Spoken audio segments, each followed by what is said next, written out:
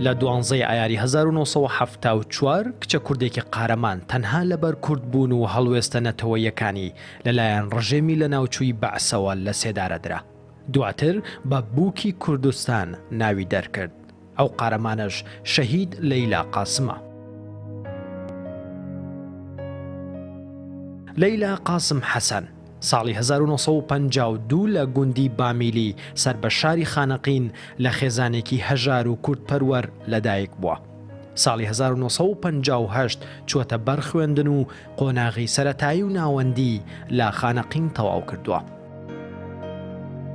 لەیلا قاسم ساڵی 1971 لە بەشی کۆمەڵناسی کۆلێژی ئادابی زانکۆی بەغدا وەرگیراوە. هەر هەمان ساڵ لە یەکێتی قوتابیانی کوردستان لە بەغدا دەست بە خەبات دەکات. لەیلا هەر لە مناڵیەوە هەژاری و نەداری زۆری چەشتووە. زوڵم و زۆرداری ڕژێمی عێراقیش لەسەر گەلی کورد بیری ئازادی خوازی و تێکۆشان بۆ بەدەستێنانی مافی نەتەوەکەی لە دڵی لەیلا دروست کردووە. لە ئاداری 1974 و دوای دەستپێکردنەوەی هێرشەکانی حکوومەتی عێراق بۆ سەر کوردستان لە بەغدا لەیلا قاسم و 4 لە هاوڕێکانی دەستگیر دەکرێن. لەیلا نمونەی کچێکی چەلەنگ و چاونەترس بوو.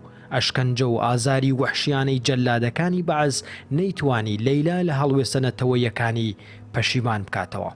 لەیلا قاسم بەجلە کوردیەکانیەوە و بەوتنەوەی سرودی نەتەوەی ئەی ڕەقیب دەچێتە بەردەمپەتی سێدارە. لە دواساتەکانی ژیانیدا بە جەلادەکانی بەعز دەڵێ لە دوای لە سێدارەدانی من هەزاران کورد وشیار دەبنەوە. زۆر خۆشحاڵ و سەربەرزم کە گیانم فیدای ڕێی ڕزگاری کوردستان دەکەم. لەیلا دەڵێ بەم جلە کوردیانەمەوە دەبمە بووکی کوردستان. لە ڕۆژی 12 ئایاری 1974 لەیلا قاسم و 4 لە هاوڕێکانی بەناوەکانی جەواد هەمەوەندی، نەریمان فوئاد، حەسەن حەمەڕەشید و ئازاد سلێمان لە سێدارەدران. کە من ئەو کەسانەی دوای مردنیان ژیانی ڕاستەقینەیان دەست پێ دەکات. چاونەترسی و چیرۆکی ژیان و هەڵوێستە نەتەوەیەکانی شەهید لەیلا قاسم بوونە هۆی گەشانەوەی کوانووی هەستی نەتەوەیی هەزاران لاوی کورد. چاونەترسی لەیلا و هەڵوێستەکانی لە بەردەمپەتی سێدارە دەنگدانەوەی زۆری بە دوای خۆی داهێنا. هەزاران کیژۆڵەی کورد لە هەر 4 پارچەی کوردستان بە ناوی لەیلاوە ناونران.